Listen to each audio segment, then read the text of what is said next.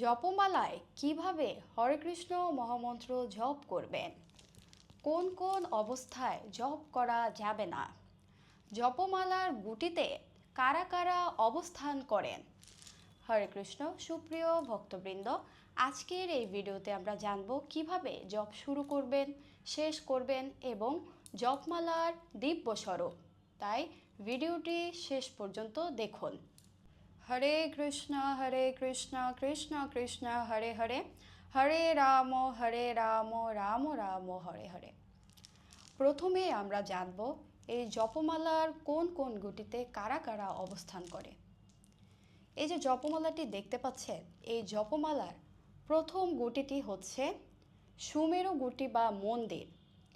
এই সুমেরু গুটি থেকে ক্রমান্বয়ে যে বড় আকারের গুটিগুলো দেখতে পাচ্ছেন, সেই প্রথম বড় 8 গুটিতে অষ্টসখী বৃন্দগণ অবস্থান করেন।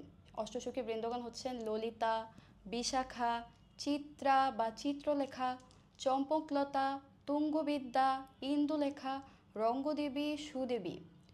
ভগবান শ্রী শ্রী রাধা মাধবের এই প্রধান অষ্টসখী বৃন্দ এই প্রথম 8 গুটিতে অবস্থান করেন। পরবর্তীতে 8 গুটির পরে 64 গুটিতে প্রধান যে অষ্টসখী বৃন্দগণ রয়েছেন, সেই অষ্টসখী বৃন্দর 8 জন করে মোট 64 জন সখী এই 64 গুটিতে অবস্থান করেন। 64 গুটির পরবর্তী 32টি গুটিতে ভগবান শ্রীকৃষ্ণের অত্যন্ত প্রিয় গোপসখাগণ অবস্থান করেন এবং শেষ যে 4 গুটি রয়েছে, সেই শেষের 4 গুটিতে বীরাদুতি, বিন্দাদুতি, পৌর্ণমাসী ও গোপেশ্বর মহাদেব অবস্থান করেন। সুপ্রিয় ভক্তবৃন্দ, আপনারা বুঝতে পারছেন যে এই যে জপমালা, এই জপমালার প্রত্যেকটি গুটিতে ভগবান শ্রীকৃষ্ণের প্রিয় সখা সখী, এমনকি দেবাদিদেব মহাদেবও অবস্থান করেন। শ্রী হরিভক্তি বিলাস গ্রন্থ ক্রমদীপিকা ও গৌতমীয় তন্ত্রাদিতে এই বিষয়ে বিশদ বর্ণনা দেওয়া হয়েছে। এখন আমরা জানব কিভাবে এই জপমালায় আপনারা জপ শুরু করবেন এবং শেষ করবেন। জপ শুরু করার পূর্বে আপনারা গঙ্গা জল দিয়ে আচমন করে নেবেন, অতঃপর আপনারা জপ শুরু করবেন। এই যে জপমালাটি দেখতে পাচ্ছেন, এই জপমালার সুমেরু গুটি বা প্রথম গুটিটিকে স্পর্শ করে পঞ্চতত্ত্ব মন্ত্র উচ্চারণ করবেন। পঞ্চতত্ত্ব মন্ত্র: জয় শ্রীকৃষ্ণ চৈতন্য প্রভু নিত্যানন্দ শ্রী অদ্বৈত গদাধর শ্রীবাসাদি গৌর ভক্তবৃন্দ। এই মন্ত্রটি একবার কিংবা 3 বার উচ্চারণ করে এই প্রথম গুটিটিকে স্পর্শ করে হরে কৃষ্ণ কৃষ্ণ কৃষ্ণ হরে হরে, হরে রাম রাম রাম হরে হরে, এই হরে কৃষ্ণ মহামন্ত্র উচ্চারণ করে আপনারা জপ শুরু করবেন। এভাবে ক্রমান্বয়ে প্রথম গুটিটিতে হরে কৃষ্ণ মহামন্ত্র উচ্চারণ করবেন, তারপর দ্বিতীয় গুটিতে হরে কৃষ্ণ মহামন্ত্র উচ্চারণ করবেন। এভাবে হরে কৃষ্ণ মহামন্ত্র উচ্চারণ করতে করতে আপনারা শেষে এই যে ছোট গুটিটি আছে, এই ছোট গুটিটিতে এসে জপ শেষ করবেন। এই জপ শেষ করার পর আপনি এই যে সুমেরু গুটিটি দেখতে পাচ্ছেন, এই সুমেরু গুটিটি অতিক্রম করবেন না।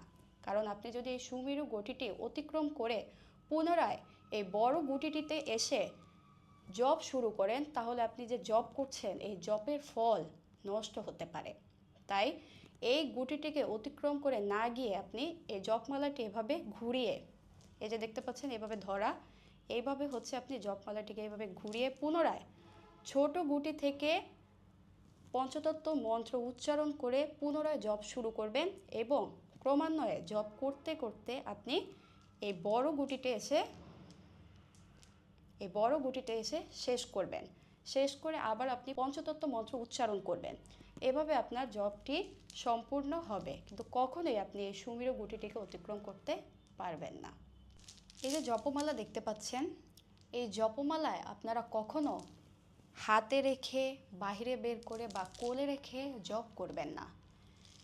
এই যে জপ ব্যাগটি বা জপ থলিটি দেখতে পাচ্ছেন, সব সময় আপনারা এই জপ থলি বা জপ ব্যাগের মধ্যে জপমালাটিকে রেখে তারপর হচ্ছে আপনারা জপ করবেন। এই জপমালার জপ থলি বা ব্যাগের সাথে আপনারা একটি সাক্ষীমালা যুক্ত করবেন। সেই সাক্ষীমালার এক পাশে থাকবে 16টি গুটি এবং অন্য পাশে থাকবে 4টি গুটি। প্রতিবার আপনারা জপমালায় 108টি গুটিতে 108 বার হরে কৃষ্ণ মহামন্ত্র জপ করার পর আপনার এক মালা সম্পন্ন হবে। তখন আপনি এই যে 16টি গুটি দেখতে পাচ্ছেন, সেই 16টি গুটি থেকে একটি গুটি আপনারা নিচের দিকে টেনে নেবেন।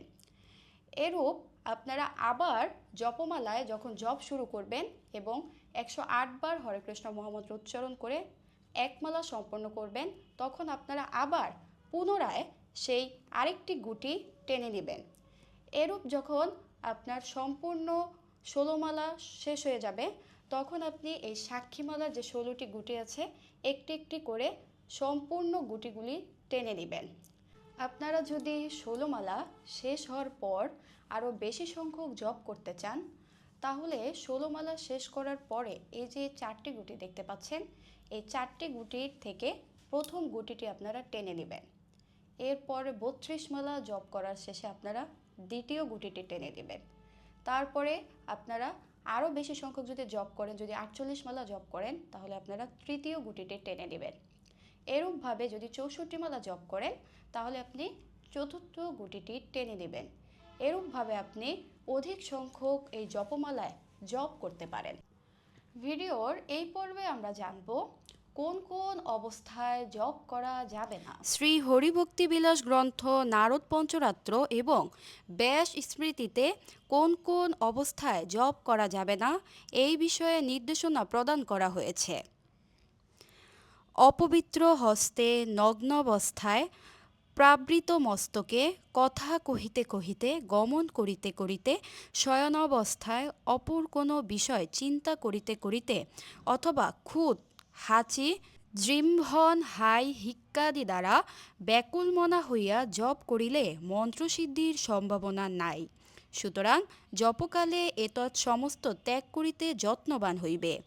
ব্যাস স্মৃতিতে লিখিত আছে, অঙ্গুল্যগ্রে জপ করিলে, মেরুলঙ্ঘন পূর্বক জপ করিলে অথবা বিনা সংখ্যায় জপ করিলে তাহা বিফল হইয়া থাকে।